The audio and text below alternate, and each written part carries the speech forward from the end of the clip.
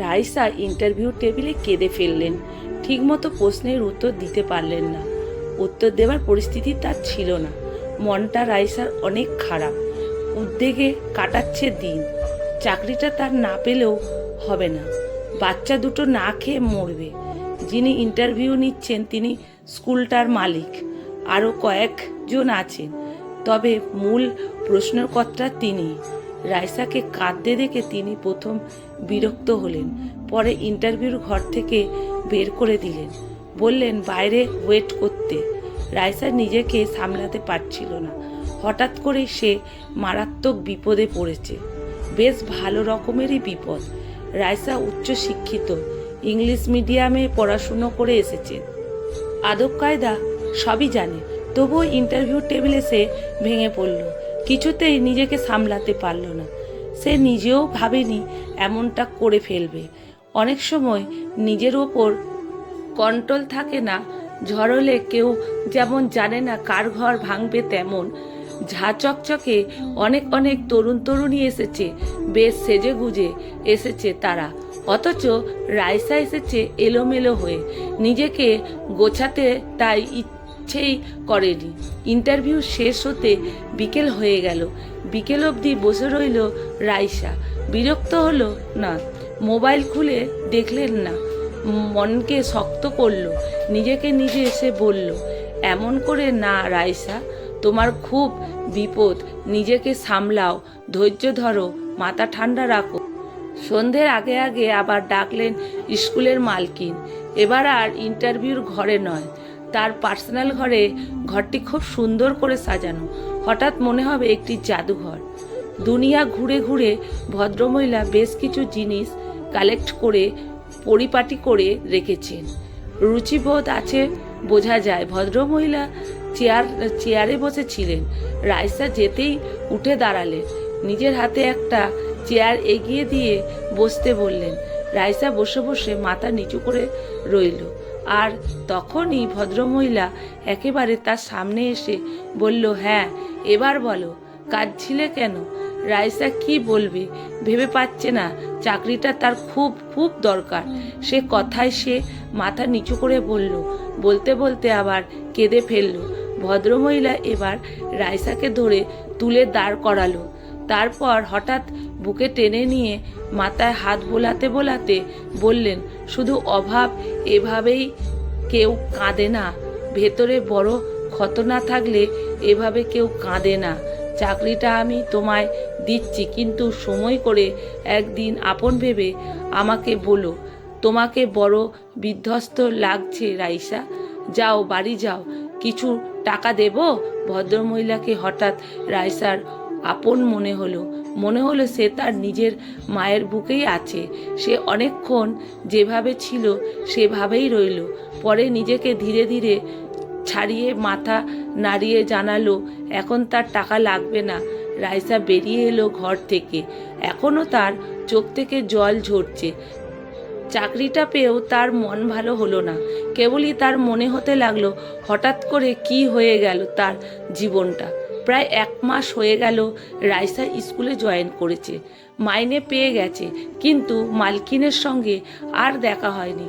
রাইসা খবর নিয়ে জেনেছে ভদ্রমহিলা খুব ব্যস্ত। আরও 2টো স্কুল আছে। ম্যাক্সিমাম সময় তিনি সেখানেই থাকেন, এখানে কম আসেন।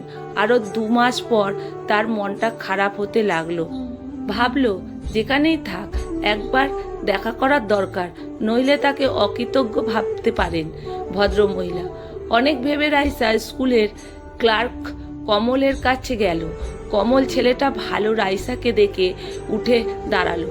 একগাল হেসে নিজের চেয়ারে এনে বসতে দিল। রাইসা ম্যাডামের কথা জিজ্ঞেস করলো। বলল, কবে আসবেন? কমল এ প্রশ্নের উত্তর দিতে পারল না, কিন্তু ফোন নাম্বারটা দিল।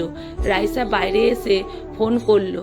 এ প্রান্তর থেকে ফোন রিসিভ করে স্কুলের মালকিন ধীরে ধীরে বললেন, এতদিন আমার কথা মনে পড়ল রাইসা?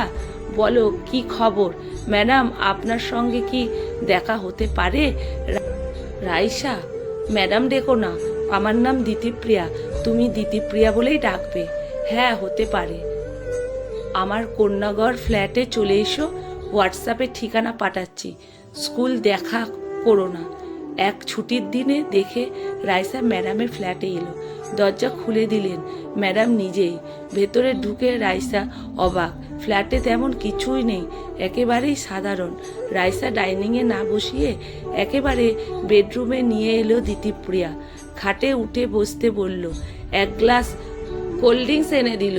কোল্ড ড্রিঙ্কস দিয়ে চেয়ার টেনে বসতে বসতে বলল, তোমাকে অনেক আগের থেকেই চিনি রাইসা, বাচ্চা দুটো ভালো আছে? রাইসা অবাক, ম্যাডাম তাকে চেনেন আগে থেকেই? আশ্চর্য, কিভাবে চেনেন? চেনার তো কথা নয়, সে শহরে নতুন এসেছে, একেবারে নতুন, পালিয়ে বাঁচার জন্য। রাইসা বড় বড় চোখ করে অত্যন্ত আগ্রহ নিয়ে বলল, আমাকে চেনেন ম্যাডাম? চিনি, ফেসবুকে দেখেছি। তোমার হাজবেন্ডের নাম সরোজ? সরোজ বন্দ্যোপাধ্যায়, ঠিক বলেছি? ফেসবুকে আজকাল অনেকেই চেনে, এতে নতুনত্বের কিছুই নেই। তাই সে বিষয়ে অবাক হলো না, আর কোনো প্রশ্নও করল না, শুধু মাথা নেড়ে জানালো, ঠিক বলেছেন ম্যাডাম। কিছু থামলেন না, অবাক হয়ে বললেন, ডিভোর্স করে চলে এসেছো? বেশ করেছো। একটু থেমে ম্যাডাম আবার বললেন, তোমার ছেলে মেয়ে ছবি দেখাও না দেখি। রাইসা অবাক হলো, সে যে চলে এসেছে এটা ঠিক, কিন্তু ডিভোর্সের খবর তো জানার কথা নয়, সে কাউকে বলেনি। অবশ্য অনেক দিন সরোজের প্রোফাইল দেখা হয় না, সে কিছু পোস্ট করে থাকতে পারে। রাইসা কেমন ভয় পেয়ে গেল। মোবাইল খুলে বাচ্চাদের দেখালো বটে, কিন্তু মুখ থেকে কথা উগড়ে গেল। বাচ্চা দুটোর ছবি দেখে ম্যাডাম চুপ করে গেলেন, অনেকক্ষণ কি যেন ভাবলেন। তারপর উঠে রাইসা একটা হাত ধরে বললেন, একটা আমাকে দিবি, আমি মানুষ করব। এতক্ষণ পর রাইসা বুঝলো কেন তাকে বাড়িতে ডেকেছেন ম্যাডাম। নিশ্চয় কিছু একটা মতলব আছে। ম্যাডামের এই প্রশ্নে সে কোনো উত্তর দিল না, চাকরি চলে যাবার ভয়ে চুপ করে রইল।